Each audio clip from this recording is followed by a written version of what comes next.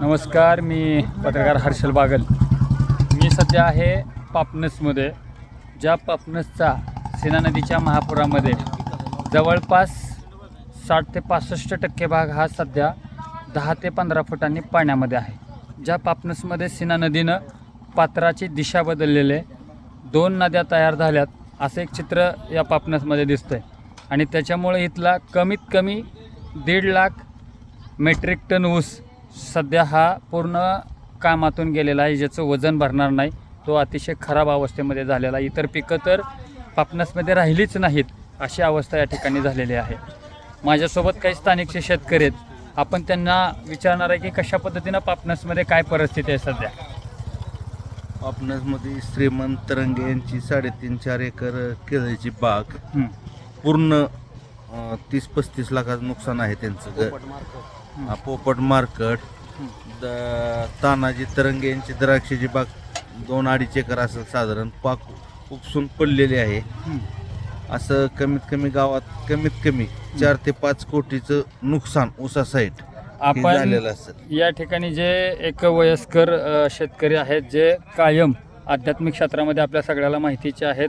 चिंचगाव आश्रमामध्ये ते कायम सेवा देत असतात. आपण त्यांना विचारणार आहे की तुमच्या वस्तीमध्ये सगळ्यात जास्त पाणी या ठिकाणी गेलेलं आहे, तर त्या वस्तीच्या बाबतीत तुम्ही काय सांगणार आहे? तरंगी वस्तीच्या बाबतीत तिकडे तरंगी वस्तीच्या बाबतीत असं सांगतो की जवळजवळ आमची शेती तिथे 8 ते 10 जणांची शेती जी आहे ती फक्त अर्धा एकर शेती राहिलेली नाही, तर पूर्ण शेती पाण्याखाली गेलेली आहे आमची.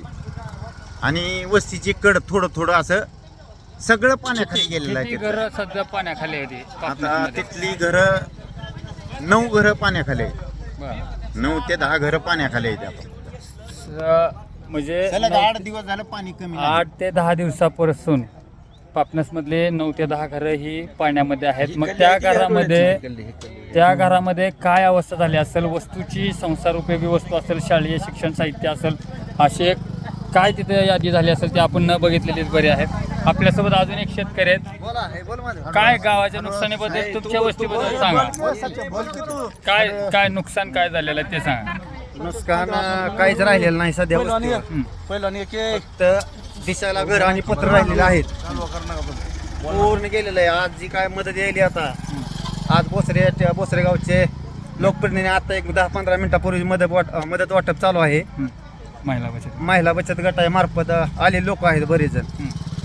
जाण्या येण्यासाठी रस्ता पूर परिस्थिती पूर्ण पाहणी केलेली आहे त्या लोकांनी आलेल्या. शासनाची काय मदत आतापर्यंत? शासनाची एकही मदत आलेली नाही. फक्त माढा तालुक्याचे दैवत आदरणीय दादा मामा यांच्या मार्गदर्शनाखाली 2 ते 3 टाइम जेवण, पाणी आतापासून या लोकांना पोहोचलेलं आहे. पिण्याचं पाणी आणि जनावरांचं खाद्य संजय मामा शिंदे यांच्या मार्फत आतापासून पोहोचलेलं आहे. प्रत्येक पूरग्रस्त लोकांना जागेवर पोच केलेला आहे. जेवण 3 टाइम आलेलं आहे.